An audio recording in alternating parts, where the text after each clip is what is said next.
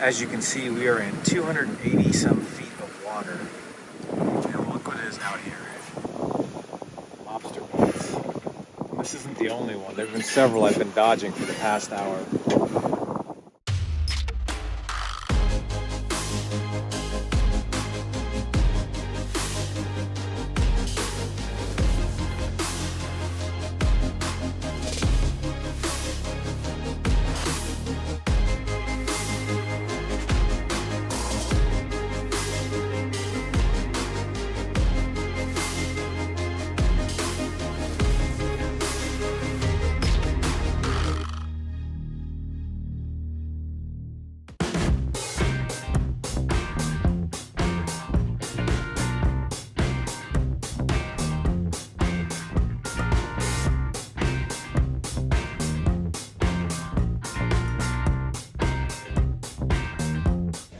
Trying to get to Yarmouth, Maine. We got about 82 miles to go. We're toying around the idea of just tucking in somewhere to anchor for the night. But with all this fog, that's going to be challenging as well. So we may just power through. And in preparation of that, what we're doing is taking turns doing 3-hour shifts. So one person will go down, nap, sleep, and then the other person's up here on watch, dodging all the lobster traps.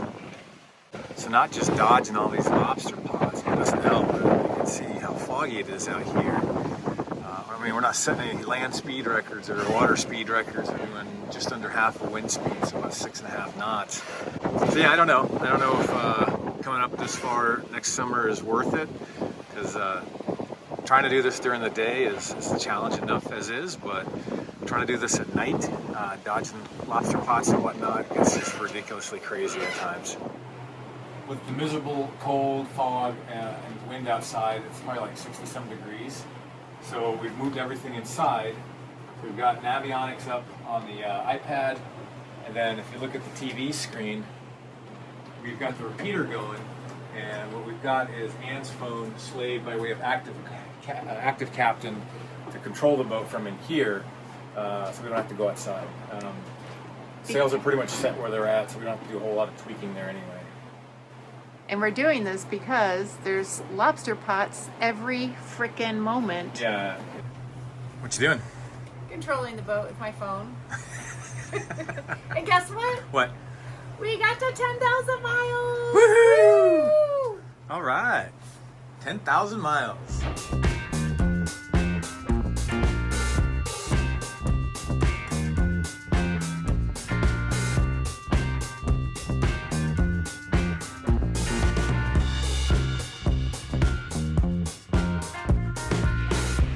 Dennis has gone forward. Our boards seem to have jiggled loose. We've been bouncing a lot. Hopefully it's an easy change.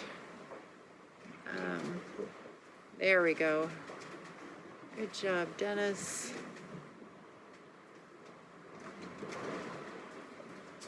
And just hoping the waves don't get him, although that would make for great video footage.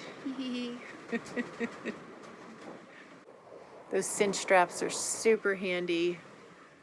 And we really like the boards up here for ease of getting them on and off the boat without banging up the boat so much or the boards. And Shotzi doesn't like all this banging. I know, beating into the wind stinks, huh? Oh, come here, girly. Yeah. That's a good girl. Yeah. That's a good girl. Look at Mr. Motivated cleaning the windows. In shorts, no less. It's pretty chilly and wet out there. I don't know. I feel like it's smearing the windows and the salt. Ugh. Now we're using Windex and then the squeegee on the windows, and that really makes a big difference. All the salt just makes the windows so blurry, and look at how good that looks once it goes through. And the reason we're so focused on cleaning our windows is because we're trying to stay inside and steer the boat 100% inside as much as we can. Yesterday, in really rolly seas, I had to go up the mast. to retrieve our main halyard, and my hip flexors are so tight I can barely move today, and I have bruises all over. I got swung all over the place trying to hold on and get that halyard, and I just hope to never have to go up the mast again in rolly seas. It is so crazy up there. I wish we had filmed, but it was just, there was too much going on.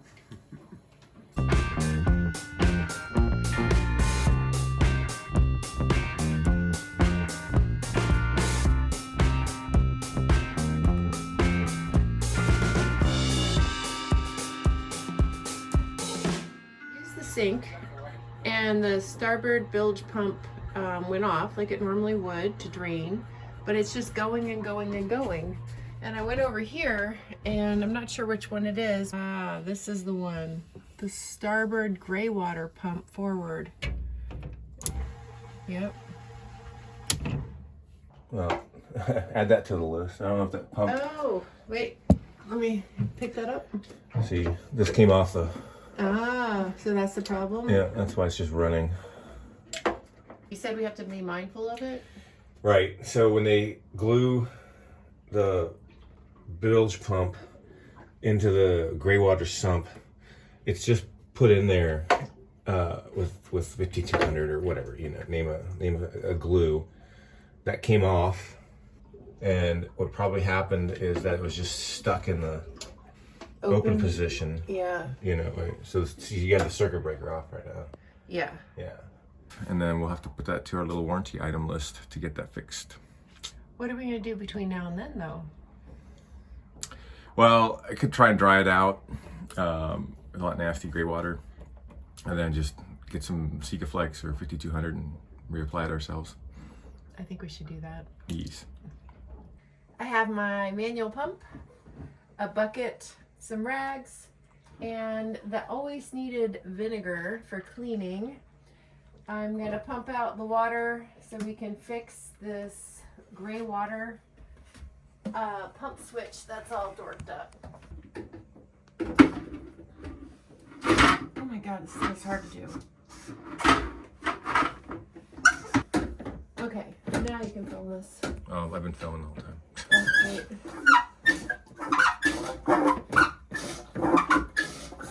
I hate to admit it, but I think Dennis was right. I hate to admit it, but I think Dennis was right. Dennis was right. This pump didn't do a whole lot. Probably better just to dry it out with rags and towels. Say that part again. I love you, sweetie. Yeah. Annoyance. Is this your Mike Rowe moment? Shitty jobs? Yeah. This gray water stinks. I think a towel would be best to soak it up. Mm-hmm. I can get rid of this nastiness. Or is it attached? It's attached. That's the bilge pump. Ugh, look at that nastiness. Yeah. Ugh. That's everybody's like soap scum, hair. Okay, gross. Just stop. Stop. Bad enough. Now I gotta. Ew.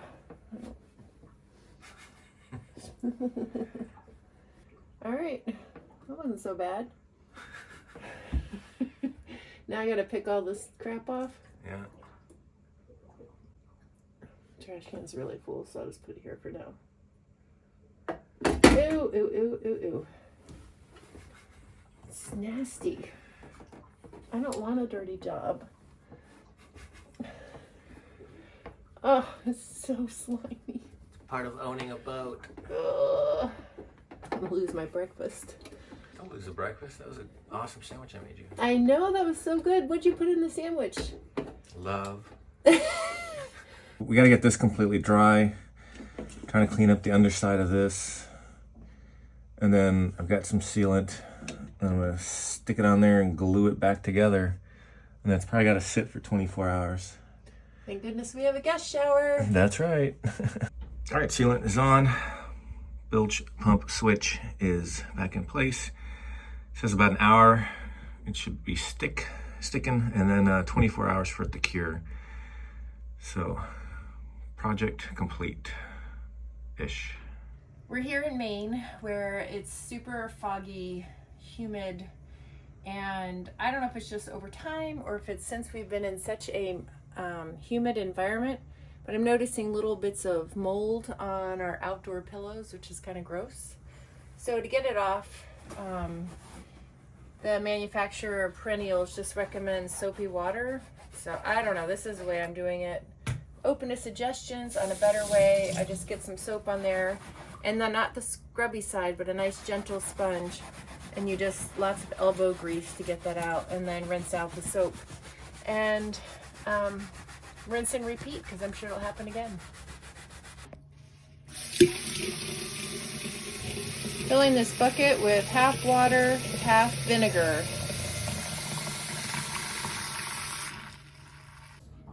Soapy water did not remove the mold, so now I have a sprayer filled with half vinegar, half water, and I'm just spraying it on the stains. And I don't know if I'm supposed to scrub it or the stuff will just sit. Next alternative is a mix of bleach and water, which you can do on perennial fabrics, believe it or not. But I don't like using bleach in a boating environment because everything goes overboard, so it's not very environmentally friendly. I've tried soap and water, which is the first approach. Then I tried vinegar and water. I've been reluctant to bring bleach on the boat, but it works amazing. So I have a spray bottle, half bleach, half water. And you see there's black on this netting. I've left it out in the sun for days. It's not come clean. Just take it here and spray it with bleach. Half bleach, half water. And it'll come right out. And then this cushion here had all kinds of nasty dark stuff like this, and it was gone in a moment. So check this out, and you can see it's starting to disappear just right off the bat. You can see this one, it's not quite as bad. There's just little bits of dark spots, mold. But look at that, it's disappearing. And I have it out in the sun, and it'll be gone in no time. Ooh, ooh.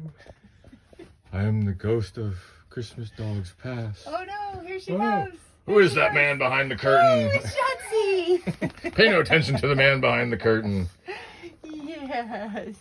Did Mommy make the sheets on you? Yes. Kill you, motherfucker. You're gonna do that again. The cruising community is so wonderfully supported. A couple that we had met 2 years ago when we were in the Bahamas recording the video on that all-electric Power Cat, first edition.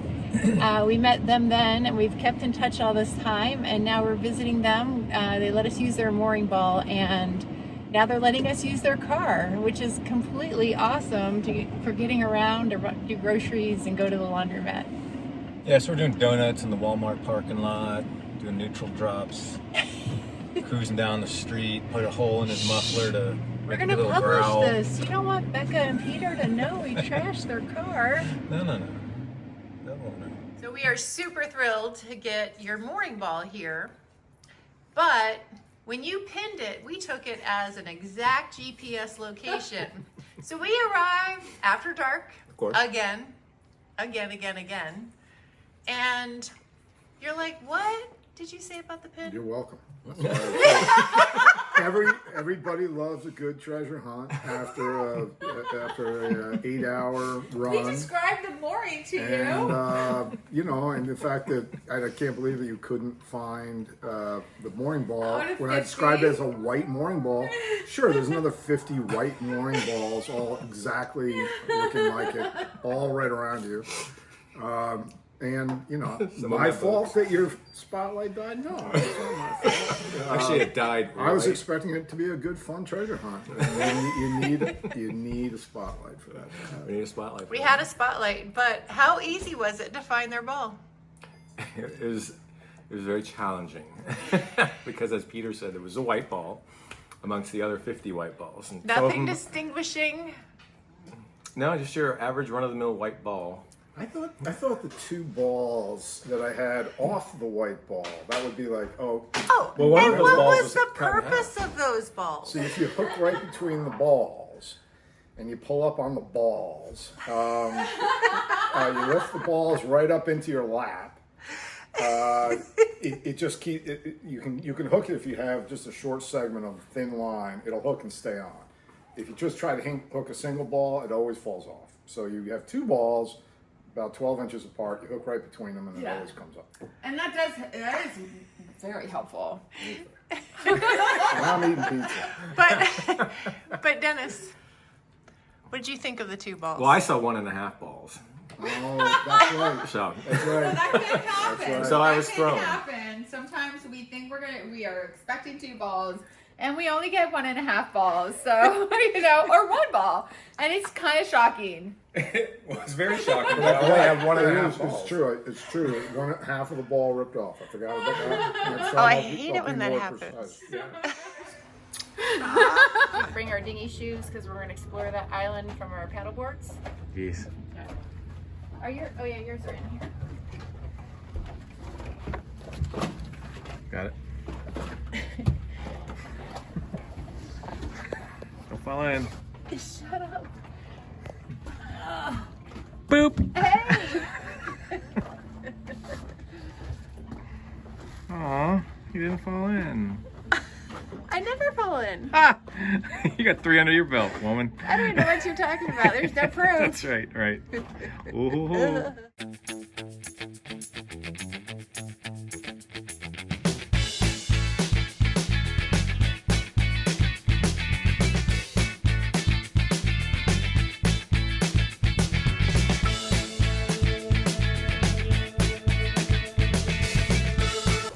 All over, they have these really pretty purple shells. They're all broken up, but they're very pretty.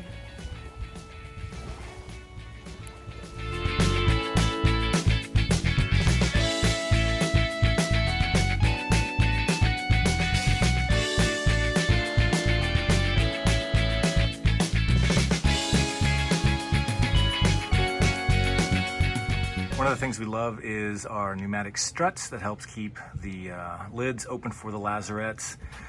That makes it easier to get into stuff, but unfortunately, a couple of our other drawers, lazarettes, don't have it. So I'm going to install that on this one in particular, and that's my first one. And so I'm going to put a bracket here. It's going to go right about there. Then I'm going to put another bracket under here so that it's facing this way. And then I'm going to take that strut and secure it to there. So then I've got my little marks where I'm going to drill in to the lid.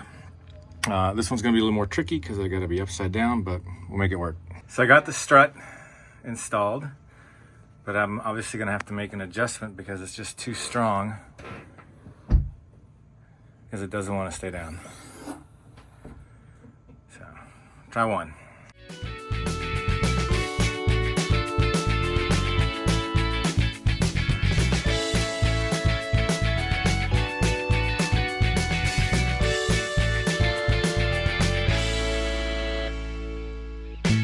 Everyone around here is so friendly, and I was walking Shotzi and I saw this basket free.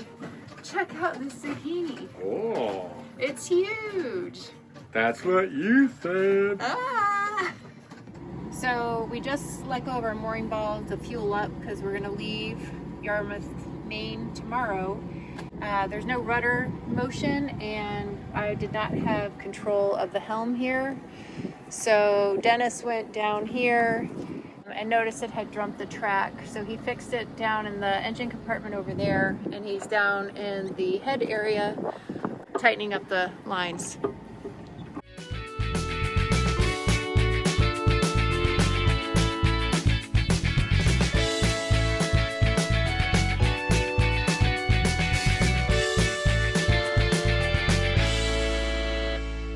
All right, if you do not want to be on YouTube, you just have to.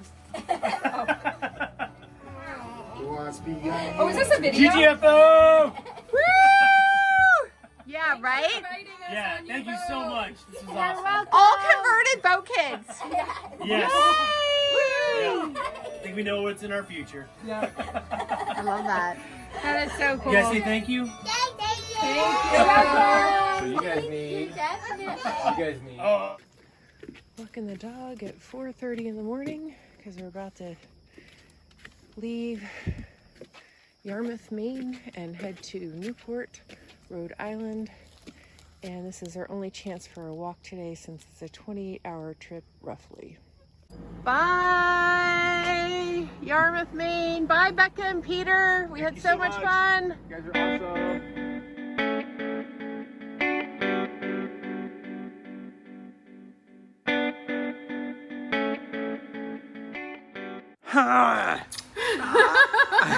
Like, what else do you need? Keep going. No.